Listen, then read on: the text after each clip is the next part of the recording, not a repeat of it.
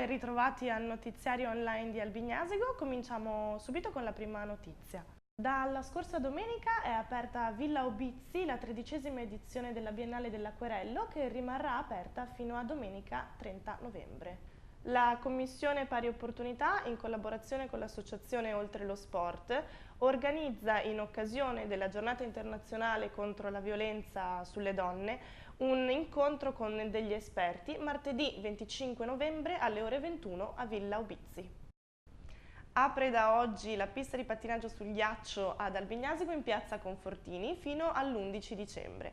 Continuate a seguirci sul nostro notiziario online Albignasego Channel e per qualunque manifestazione o iniziativa contattateci all'indirizzo email sovraimpressione.